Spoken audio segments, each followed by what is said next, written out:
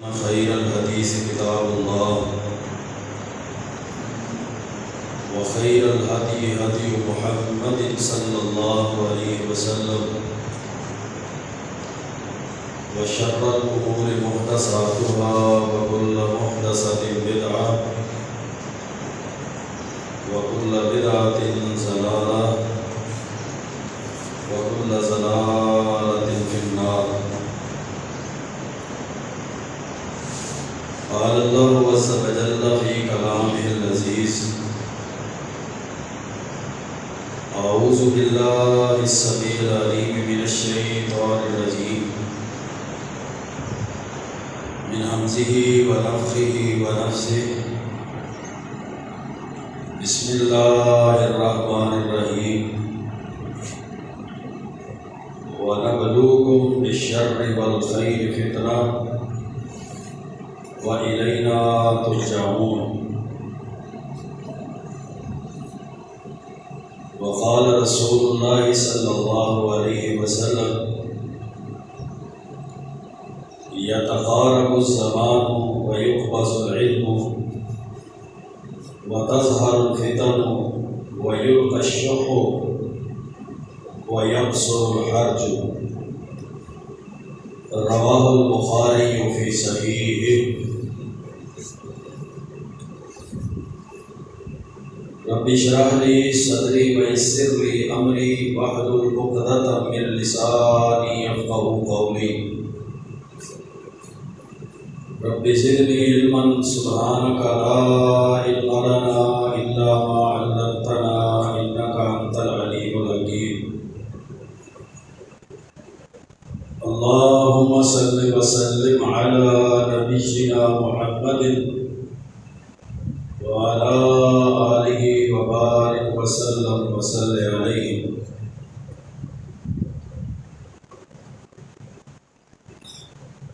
فتنوں کا دور ہے. شریعت مطہرہ نے ایک مسلمان شخص کی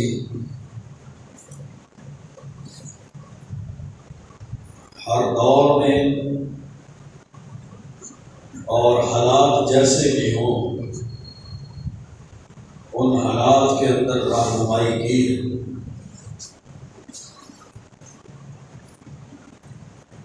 اور انسان جب شریعت کی تعلیمات پر چلتا ہے، اسلام کے بہترین اصولوں پہ چلتا ہے، پھر وہ دنیا کے فتنوں سے بھی محفوظ ہو جاتا ہے، مصائب اور آلام سے بھی وہ محفوظ اور بچا لیا جاتا ہے. اللہ رب العزت نے قرآن کریم کے اندر ارشاد فرمایا: وَنَبْلُوكُمْ بِالشَّرِّ وَالْخَيْرِ فِتْنَةً. ہم تمہیں شر اور خیر کے فتنوں سے آزمائیں گے، تمہاری آزمائش کریں گے، خیر کے ساتھ بھی اور شر کے ساتھ بھی. وَإِلَيْنَا تُرْجَعُونَ. ہماری طرف ہی تمہیں لوٹایا جائے. اللہ تعالیٰ انسان کو کبھی مصائب اور آلام کے ذریعے آزماتے ہیں اور کبھی خوشحالی کے ذریعے سے آزمایا جاتا ہے. کبھی مختلف بیماریوں کے ذریعے آزمایا جاتا ہے اور کبھی اس انسان کو صحت اور تندرستی کے ذریعے آزمایا جاتا ہے. کبھی اس پر فقر و فاقہ آتا ہے تو کبھی اللہ تعالیٰ مال کی فراوانی دے کر اس کو آزما لیتے ہیں. کبھی اس کی زندگی کے اندر اچھے حالات ہیں تو کبھی اس کی زندگی میں برے حالات ہیں. یہ حالات کا مختلف ہونا اور اس کو آزمایا جانا یہ اس لیے ہے تاکہ اللہ تعالیٰ جان لے کہ صبر اور شکر کرنے والے کون لوگ ہیں، بے صبری، ناشکری اور کفر کرنے والے کون ہیں، تاکہ لوگوں کا پتہ چل سکے کہ مصائب، آلام، پریشانیوں، خوشحالیوں، بدحالیوں کے اندر رہ کر دین پر قائم رہنے والا کون ہے۔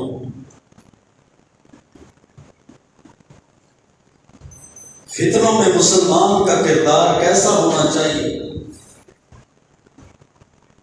تاکہ وہ اپنے دین کو بچا سکے،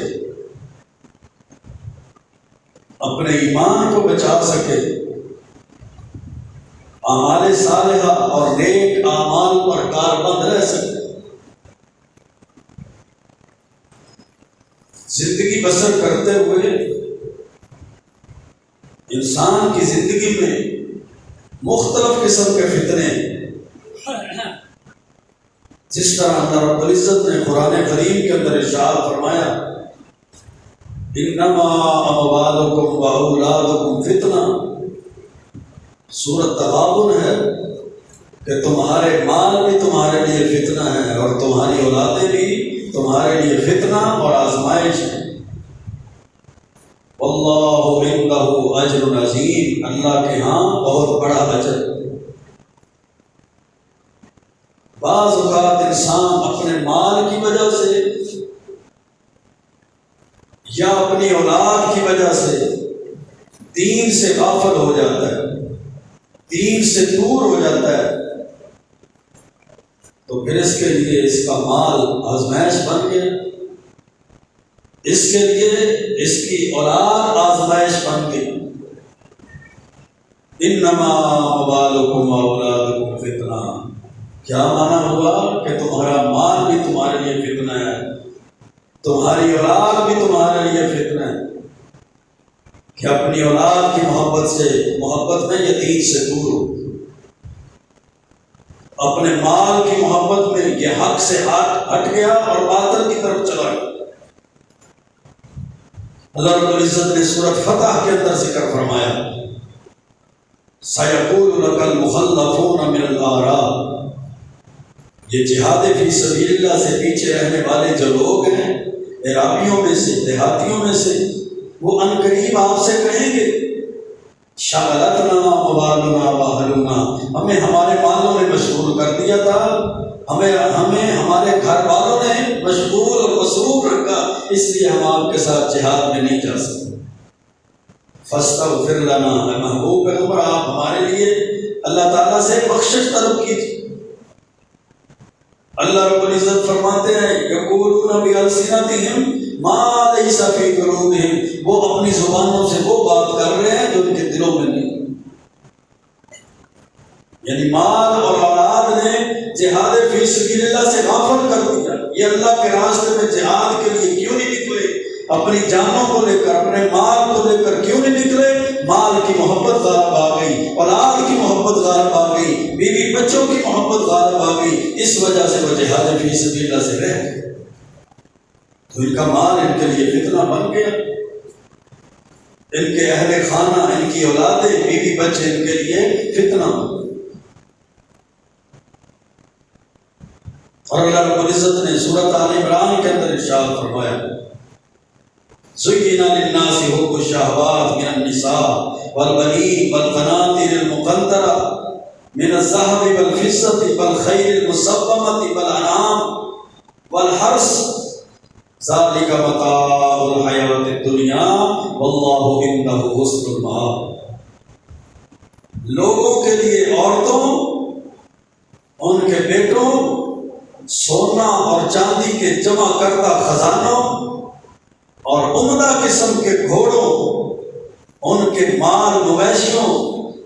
اور ان کے کھیتوں کی شہوات کی محبت کے فتنے میں ان کو ڈال دیا گیا ہے اور ان کے لیے ان چیزوں کو مزین کر دیا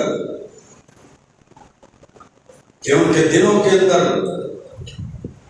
کھیتی کی محبت پیدا ہو چکی ہے، جانوروں کی، عمدہ گھوڑوں کی محبت پیدا ہو چکی، سونے اور چاندی کو جمع کرنے کی محبت پیدا ہو چکی، بیٹوں کی محبت ہے، جمع کردہ خزانوں بینک بیلنس کی محبت ہے۔ زُيِّنَ لِلنَّاسِ حُبُّ الشَّهَوَاتِ، ان چیزوں کے شہوات کے فتنے نے ان کو گھیر لیا اور ان کو مزین کر دیا۔ یہ دین کی طرف کیوں نہیں آتے؟ مال کی وجہ سے۔ یہ دین کی طرف کیوں نہیں آتے؟ اپنے کاروبار کی وجہ سے۔ یہ دین کی طرف کیوں نہیں آتے؟ اپنی کھیتی باڑی کی وجہ سے۔ یہ دین کی طرف کیوں نہیں آتے؟ اپنے اہل و عیال کی وجہ سے۔ اور آج اگر بنیادی طور پر اس پر غور کریں تو انسان بے نماز ہے تو انہی چیزوں کی وجہ سے بے نماز ہے، بے دین ہے تو انہی چیزوں کی وجہ سے بے دین ہے، وہ جھوٹ بولتا ہے تو انہی چیزوں کی محبت کی وجہ سے جھوٹ بول رہا ہے، وہ رشوت لے رہا ہے تو انہی چیزوں کی محبت میں راشی بنا ہوا ہے، وہ سود کھا رہا ہے تو سود جیسی لعنت کو اس نے اپنے اوپر اس لیے سوار کیا ہے کہ اس کے دل کے اندر یہ فتنے موجود ہیں، ان چیزوں کی محبت موجود ہے، وہ راہ حق سے جدا ہو کر باطل کے راہ پر چل رہا ہے تو انہی چیزوں کی محبت کی وجہ سے کبھی اس کے اندر اپنے اہل و عیال کی محبت غالب آ رہی ہے، تو کبھی اس کے دل کے اندر مال اور دولت کی محبت ہے، زمینداری کی محبت ہے، زمینوں اور جائیدادوں کی محبت ہے، من الذهب والفضة، سونے اور چاندی، قناطیر مقنطرہ، اس کے بینک بیلنس کی، خیل مسومہ، گھوڑوں کی، عمدہ مال کی، مال ڈنگر مویشیوں کی محبت ہے۔ اس وجہ سے ان فتنوں کا وہ شکار ہو کر دین سے بھی دور ہے، اسلام کی تعلیمات سے بھی دور ہے، نماز روزہ حج زکات سے بھی وہ دور ہے۔ اور آخر پر اللہ رب العزت نے کیا ارشاد فرمایا؟ ذالک متاع الحیات الدنیا، یہ تو صرف دنیا کی زندگی کا ساز و سامان ہے، ادھر سانس سے رکے گی، ادھر یہ ساری کی ساری چیزیں وہیں رہ جائیں گی، ادھر انسان کی سانسوں کا سلسلہ منقطع ہوگا، اس کا بینک بیلنس دھرا کا دھرا رہ جائے گا، اس کی کوٹھیاں گاڑیاں بنگلے وہیں رہ جائیں گے، اس نے مربوں کی شکل میں ہزاروں ایکڑ زمین بنا لی ہے وہ وہیں رہ جائے گی، اس کے جناب مال مویشی اس کی کھیتی وہیں رہ جائے گی، اس کے کوئی چیز بھی اس کی سانسیں بند ہو جانے کے بعد اس کے کام نہیں آئے گی۔ اس لیے اللہ نے فرمایا ذالک متاع الحیات الدنیا، یہ تو صرف دنیا کی زندگی کا ساز و سامان ہے، یہ تو صرف دنیا کی زندگی کے اندر کام آنے والی چیز ہے، یہ تو صرف دنیاوی زندگی میں اس کو فائدہ دینے والی چیز ہے۔ پھر آگے اللہ رب العزت نے فرمایا واللہ عندہ حسن المآب، اللہ تعالیٰ کے ہاں انسان کا بڑا بہترین ٹھکانہ ہے،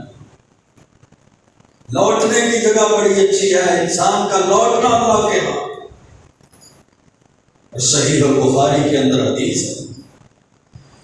اللہ کے پیارے پیغمبر علیہ السلام نے فرمایا تھا یتقارب الزمان، زمانہ قریب ہو جائے گا، وقت قریب ہو جائے گا، جلدی وقت گزرنا شروع ہو جائے گا،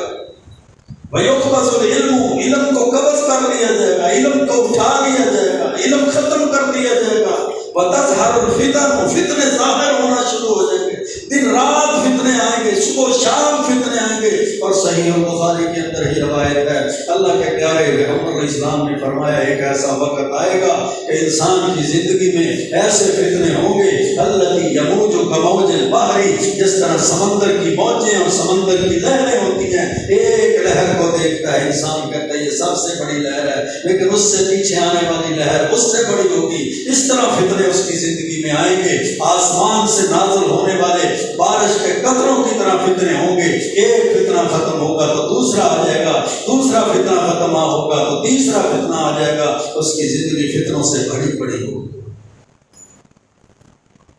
وَيُقْبَضُ الْعِلْمُ وَتَظْهَرُ الْفِتَنُ، علم کو قبض کر لیا جائے گا، اٹھا لیا جائے گا، فتنے ظاہر ہو جائیں گے، وَيُلْقَى الشُّبُهُ، لوگوں کے دلوں کے اندر بخیلی آ جائے گی، لوگوں کے دلوں کے اندر بغض آ جائے گا، لوگوں کے دلوں کے اندر حسد آ جائے گا، لوگوں کے دلوں کے اندر نفرت آ جائے گی، لوگوں کے دلوں کے اندر بخیلی پیدا کر دی جائے گی۔ پہلے وہ لوگوں کے لیے قربانیاں دینے والا تھا، اب وہ اپنے لیے بھی قربانیاں نہیں دیتا، اپنے سگوں کے لیے قربانیاں نہیں دیتا، اپنے خون کے رشتوں کے لیے قربانیاں نہیں دیتا۔ وَيَكْثُرُ الْحَرْجُ، جب بخیلی آ جائے گی پھر کیا ہوگا؟ قتل و قتلان کی کثرت ہو جائے گی، قتل و قتلان کی جنگوں کی لڑائیوں کی کثرت ہوگی، کثرت کے ساتھ لوگوں کو قتل کیا جائے گا۔ اور دوسری روایت میں آپ نے فرمایا نہ قاتل کو پتا ہوگا کہ وہ مقتول کو کیوں قتل کر رہا ہے، اور نہ مقتول کو پتا ہوگا کہ اس کو کیوں قتل کیا جا رہا ہے۔ اور آگے آپ نے فرمایا وَيَنْقُصُ الْعَمَلُ، عمل کی کمی ہو جائے گی، لوگوں کے اعمال کم ہو جائیں گے، عمل کی کمی ہوگی۔ باتیں بڑی ہیں، باتیں گفتگو بڑی ہوگی، مسئلے بڑے ہوں گے، بحث و مباحثے اور مناظرے بڑے ہوں گے، لیکن جب عمل کی بات ہوگی تو عمل کے اندر ہم زیرو ہو جائیں گے، اعمال کے اندر کمی پیدا ہو جائے گی۔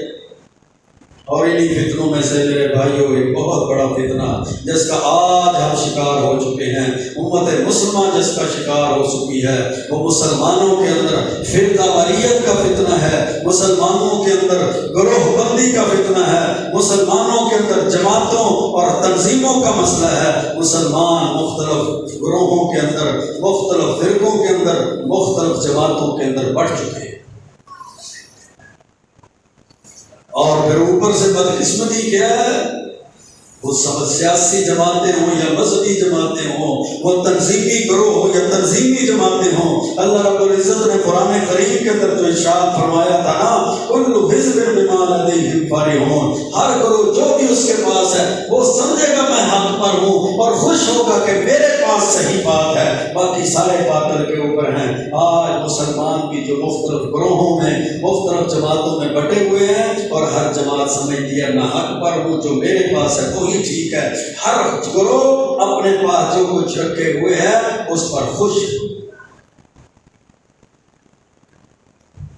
اور ہماری پھر بدقسمتی ہے جب ہم ان جماعتوں کا، ان گروہوں کا، ان فرقوں کا، ان تنظیموں کا شکار ہو جاتے ہیں تو پھر ہمارے نزدیک حق کا معیار ہماری جماعت رہ جاتی ہے، حق کا معیار پھر ہمارا گروہ رہ جاتا ہے، حق کا معیار ہمارا فرقہ ہو جاتا ہے، حق کا معیار ہماری سیاسی، مذہبی اور تنظیم اور جماعت ہو جاتی ہے۔ ہم حق بس اسی کو سمجھتے ہیں جس پر ہماری جماعت ہے، جس پر ہمارا گروہ ہے، باقی تمام کی تمام جماعتوں کو ہم حق پہ نہیں سمجھتے بلکہ باطل پہ سمجھتے ہیں، جھوٹ پہ سمجھتے ہیں اور گمراہ سمجھتے ہیں۔ پھر اسی گمراہی کے بعد ہم اتنے بڑے ہو جاتے ہیں، اتنی جرت ہو جاتی ہے کہ اپنے فرقے اور اپنے جماعت کو مسلمان اور مومن سمجھتے ہیں، باقی سارے فرقوں کو اسلام سے خارج کر دیتے ہیں۔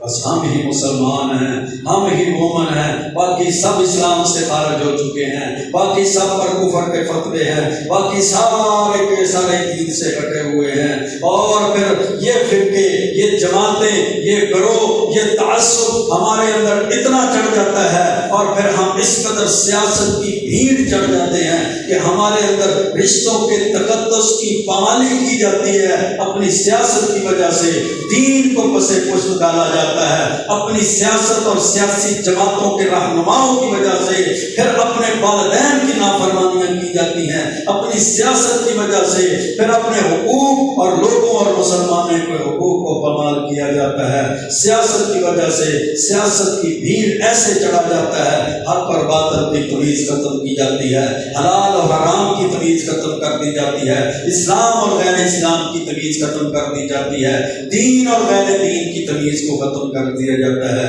یہ جماعتوں، یہ گروہوں کا تعصب ہے، یہ فرقوں میں بٹنے کا سب سے بڑا نقصان ہے۔ حالانکہ اللہ کا قرآن تو کہتا ہے واعتصموا بحبل اللہ جمیعا ولا تفرقوا، اللہ کی رسی پر جمع ہو جاؤ، اللہ کے قرآن پر جمع ہو جاؤ، تمہارا پلیٹ فارم اللہ کا قرآن ہے۔ واعتصموا بحبل اللہ، اللہ کے قرآن کو مضبوطی سے تھام لو اور فرقوں میں نہ بٹ جاؤ، جماعتوں میں نہ بٹ جاؤ، گروہوں میں نہ بٹ جاؤ، اپنی اپنی تنظیموں اور اپنے اپنے مسلکوں میں نہ بٹ جاؤ۔ واعتصموا بحبل اللہ، ان فرقہ بندیوں سے ہٹنے کا، ان فرقہ بندیوں سے بچنے کا ایک ہی اللہ نے پلیٹ فارم دیا ہے۔ وہ پلیٹ فارم کیا ہے؟ اللہ کا قرآن ہے، اور اس قرآن کی شرح اور تشریحات اللہ کے پیارے پیغمبر کی حدیث۔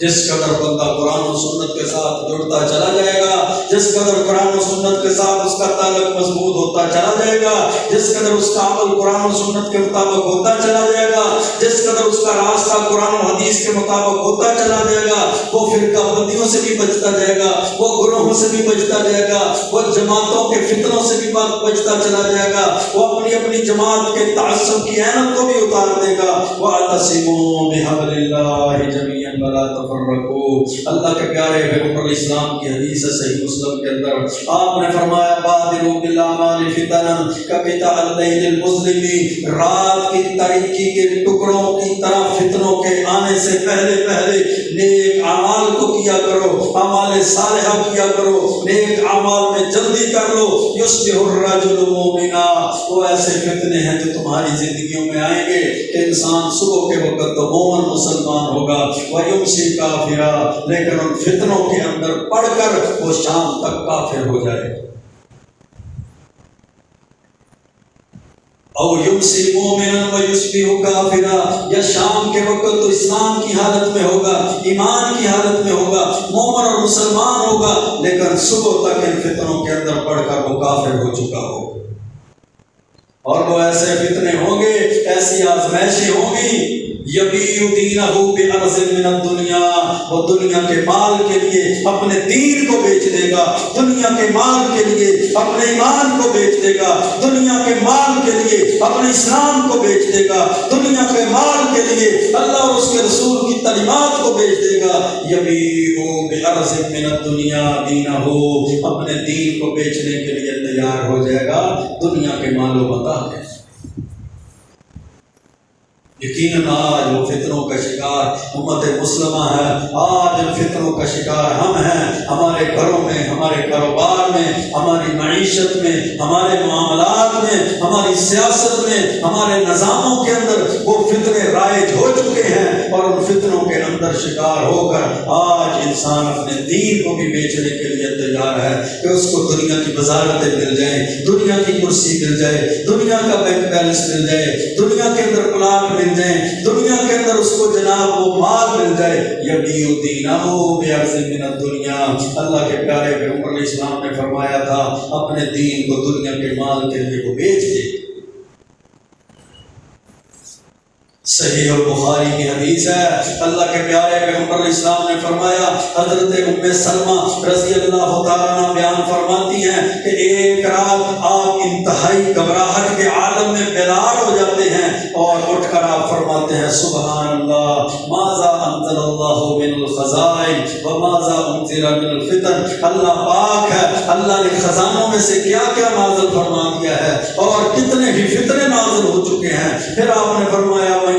صواحب الحجرات، حجرے والیوں کو کون اٹھائے گا؟ یعنی آپ چاہتے تھے کہ آپ کی بیویوں کو اٹھا دیا جائے، لیکن یصلینا، وہ سوئی نہ رہیں بلکہ رات کو اٹھ کر تہجد کی نماز ادا کریں، نفل و نوافل ادا کریں، نماز کے طرف اپنا دل لگائیں۔ پھر آپ نے آخر پر فرمایا رب کاسیۃ فی الدنیا عاریۃ فی الاخرہ، دنیا کے اندر بہت سی ایسی عورتیں ہوں گی جو بہت قیمتی لباس پہنیں گی، لیکن قیامت کے دن ان کو برہنہ کر دیا جائے گا۔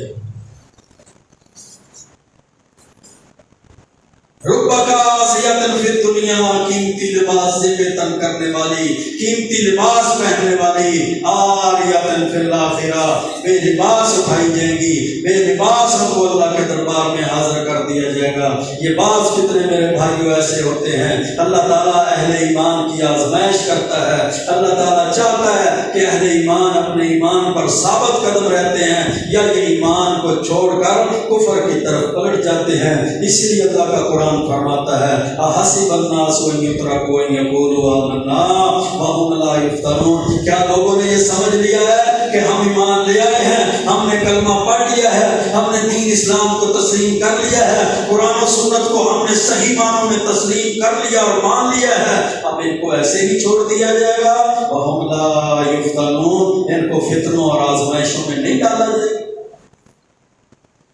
ایمان والوں کی آزمائشیں ہوتی ہیں، یہ ایمان میں کس قدر پختہ ہیں، یہ اپنے دین پر کس قدر پختہ ہیں، یہ عقیدہ توحید میں کس قدر پختہ ہیں۔ کبھی رشتہ دار ان سے ناراض ہوتے ہیں، کبھی ان کو مال دولت کی کمی واقع ہوتی ہے، کبھی لوگ ان سے متنفر ہو جاتے ہیں اور منہ موڑ دیتے ہیں۔ یہ ایمان والوں پر جب فتنے آتے ہیں تو اللہ ان کے ایمان کو آزماتا ہے، یہ اپنے ایمان پر کتنے ثابت قدم رہتے ہیں۔ اللہ کے رسول علیہ السلام نے فرمایا تھا، ایمان میں جس قدر انسان مضبوط ہوتا ہے، جس قدر وہ اللہ کے زیادہ قریب ہوتا ہے، اللہ تعالیٰ آزمائشیں بھی اسی قدر اس پر زیادہ ڈالتا ہے۔ اور سب سے زیادہ آزمایا مجھے گیا ہے کیونکہ میں اللہ کے سب سے زیادہ قریب ہوں اور سب سے زیادہ اللہ کا برگزیدہ بندہ ہوں۔ اور سورۃ عنکبوت کیا کہتی ہے؟ وَلَقَدْ فَتَنَّا الَّذِينَ مِن قَبْلِهِمْ فَلَيَعْلَمَنَّ اللَّهُ الَّذِينَ صَدَقُوا وَلَيَعْلَمَنَّ الْكَاذِبِينَ۔ اور تحقیق ہم نے ان لوگوں کو بھی آزمایا جو ان سے پہلے تھے، تاکہ اللہ جان لے اپنے ایمان اسلام کے اندر، اپنے دعوے کے اندر یہ کتنے سچے ہیں۔ وَلَيَعْلَمَنَّ الْكَاذِبِينَ، اور اللہ جھوٹوں کو بھی سچوں سے علیحدہ کرنا چاہتا ہے۔ اللہ جان لے کہ کون جھوٹ بولنے والے۔ ہمیں تو شیطان پھر وسوسے ڈالتا ہے نا، بے نماز تھا، تیرے پاس کتنا مال تھا، جب تو روزے دار نہیں تھا تیری روزی میں کتنی برکت تھی، جب تو حج پہ نہیں نہ گیا تھا اس وقت تو تیرے گھر کے اندر بڑا مال تھا، جب تک تو زکوٰۃ اور عشر نہیں نکالتا تھا ہر سال فصل بھی بڑی ہوتی تھی۔ جب سے تو نے زکوٰۃ دینا شروع کی ہے، جب سے تو نے حج کر لیا ہے، جب سے 5 نمازیں پڑھنی شروع کر دی ہیں، جب سے تو نے حلال اور حرام کے اندر فرق کرنا شروع کر دی ہے، اب تو تیرے گھر کے اندر فاقے ہیں، اب تیرے گھر کے اندر بیماریاں ہیں، کبھی مائی بیمار ہو جاتی ہے، کبھی بزرگ بیمار ہو جاتے ہیں، ایک بچہ صحت مند ہوتا ہے تو دوسرا بیمار ہو جاتا ہے۔ اب تو جناب تیرے وہ سبزی کے اندر بھی اور تیری فصل کے اندر بھی خیر برکت نہیں ہے، اب تو تیری آمدن بھی کم ہو چکی ہے۔ پھر شیطان بندے کو وسوسے ڈالتا ہے، بندہ سمجھتا ہے شاید میں جب سے دین کی طرف آیا ہوں مجھ سے سارے کا سارا معاملہ خراب ہو چکا ہے۔ نہیں میرے بھائیو، یہ تو ایمان والوں کی آزمائشیں ہیں، یہ تو دیندار بندوں کی آزمائشیں ہیں، یہ تو اللہ کے ساتھ تعلق مضبوط رکھنے والے بندوں کی آزمائشیں ہیں۔ اللہ کا قرآن کہتا ہے نا، وَلَقَدْ فَتَنَّا الَّذِينَ مِن قَبْلِهِمْ فَلَيَعْلَمَنَّ اللَّهُ الَّذِينَ صَدَقُوا۔ اللہ تو آزمائشوں میں ڈال کر دیکھنا چاہتا ہے اپنے ان داموں کے اندر سچا کون ہے اور اپنے داموں میں جھوٹا کون ہے۔ اور صحیح البخاری کی حدیث ہے، ہم بھی قدم قدم پر راستوں پر فتنوں کا شکار ہو جاتے ہیں، ہم بھی ان فتنوں کی بھیڑ چڑھ جاتے ہیں، آزمائش میں آ کر اپنے اسلام اپنے دین سے دوری اختیار کر لیتے ہیں۔ اللہ کے پیارے پیغمبر اسلام نے فرمایا تھا، سَتَكُونُ فِتَنٌ الْقَاعِدُ فِيهَا خَيْرٌ مِّنَ الْقَائِمِ۔ ان قریب ایسے فتنے آئیں گے کہ ان میں کھڑے ہونے والا بندہ بیٹھنے والا کھڑے ہونے والے سے بہتر ہوگا، اور کھڑے ہونے والا بندہ ان فتنوں میں چلنے والے سے بہتر ہوگا، حصہ لینے والے سے بہتر ہوگا۔ والماشی فیہا خیر من الساعی، اور چلنے والا دوڑنے والے سے بہتر ہوگا۔ ومن یشرف لها تستشرفه ومن وجد ملجا او معاذا فلیعوذ به، اور جو ان فتنوں میں جھانک کر دیکھے گا وہ ان فتنوں کے اندر مبتلا ہو جائے گا، اور جو بندہ ان فتنوں سے پناہ مانگتا ہے، پناہ چاہتا ہے، کوئی پناہ کی جگہ پاتا ہے وہ پناہ مانگے اور پناہ کی جگہ پر چلا جائے اور فتنوں کے اندر ملوث نہ ہو جائے۔ قتل و قتلان کا فتنہ ہے، مال کا فتنہ ہے، ہماری سیاست کے فتنے ہیں، ہماری جماعتوں کے فتنے ہیں، ہماری پراپرٹیوں اور وراثت کے فتنے ہیں، ہماری چودراہٹوں کے فتنے ہیں۔ پھر ان فتنوں کے اندر پڑھ کر دین سے غافل اور دین سے دور ہو جاتے ہیں۔ جتنا وہ فتنوں میں پڑے گا اس قدر زیادہ وہ برباد ہو جاتا ہے، اور جتنا وہ فتنوں سے دور رہتا جائے گا اسی قدر اس کا دین، اس کا ایمان، اس کا اسلام محفوظ ہوتا چلا جائے گا۔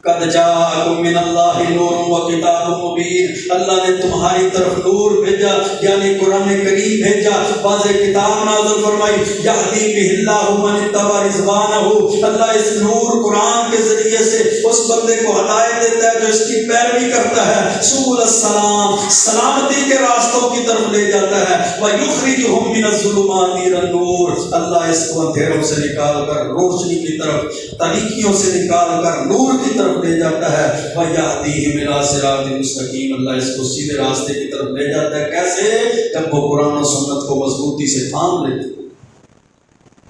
خطبہ حجۃ الوداع کے موقع پر بھی آپ نے اسی بات کا درس دیا تھا۔ پہلی حدیث جو سنن نبی داؤد کے اندر ہے، آپ نے فرمایا علیکم بسنتی وسنت الخلفاء الراشدین المہدیین، لوگوں میرے طریقے پر چلتے رہنا، میرے خلفاء راشدین جو ہدایت یافتہ لوگ ہیں ان کے طریقوں پر چلتا رہنا۔ فإن كل محدثۃ بدعۃ، کیسے چلنا؟ تمسکوا بها بالنواجذ، اس کو مضبوطی سے تھامنے رکھا، وإياكم ومحدثات الامور، دین کے اندر نئے نئے کاموں کو ایجاد کرنے اور ان کی پیروی کرنے سے بچ جانا۔ فإن كل محدثۃ بدعۃ، کیونکہ دین کے اندر ہر نیا کام جس کو نیکی سمجھ کے کیا جاتا ہے وہ بدعت ہے، وكل بدعۃ ضلالہ، اور ہر بدعت گمراہی ہے، اور ہر گمراہی انسان کو جہنم میں لے جائے۔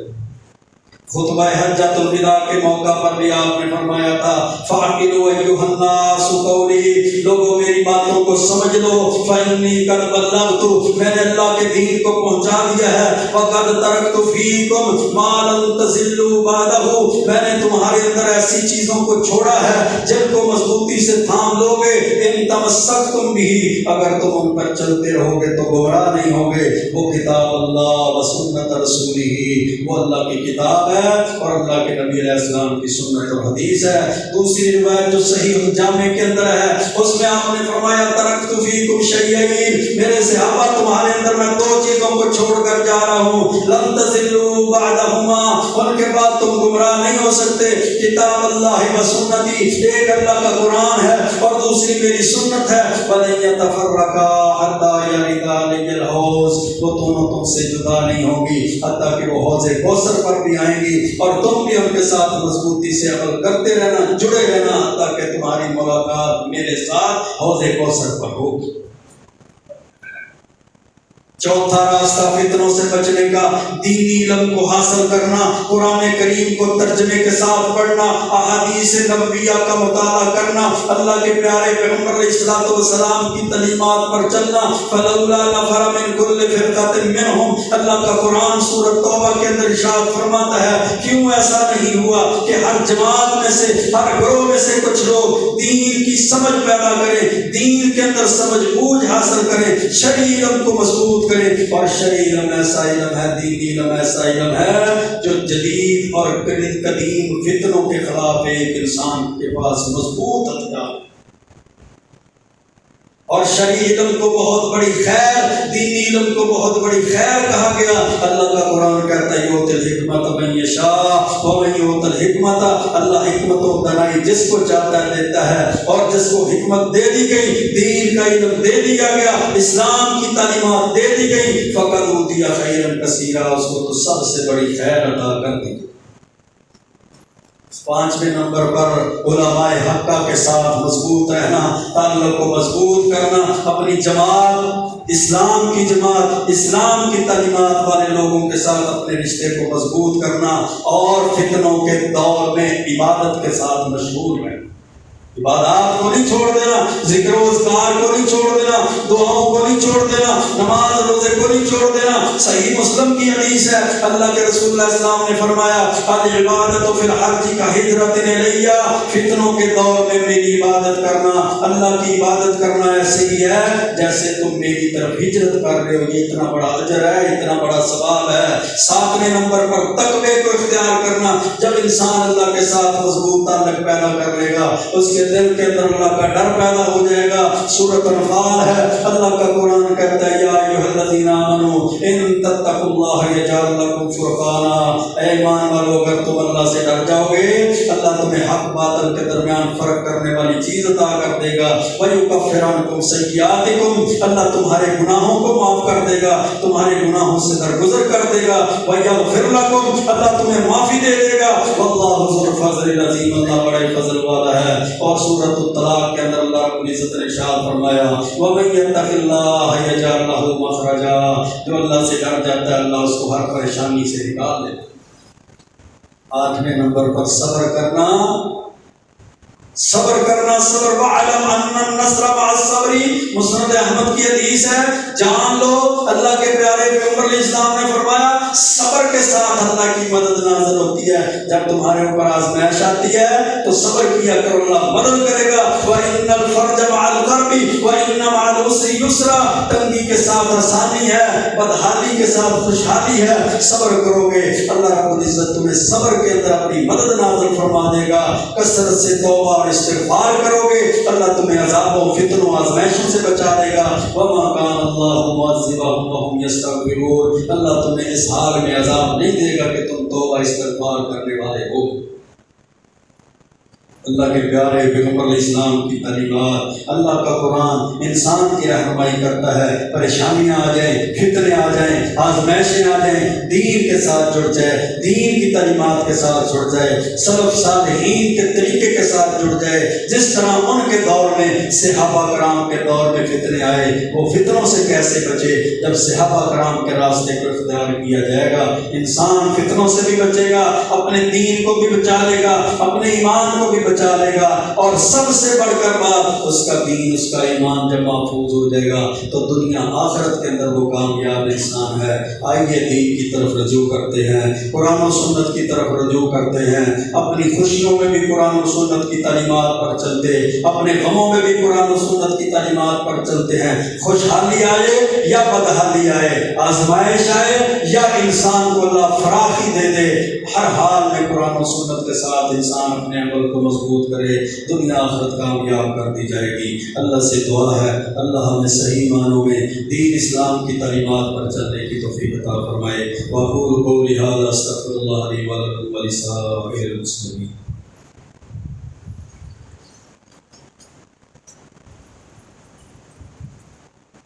إِنَّ الْحَمْدَ لِلَّهِ نَحْمَدُهُ وَنَسْتَعِينُهُ وَنَسْتَغْفِرُهُ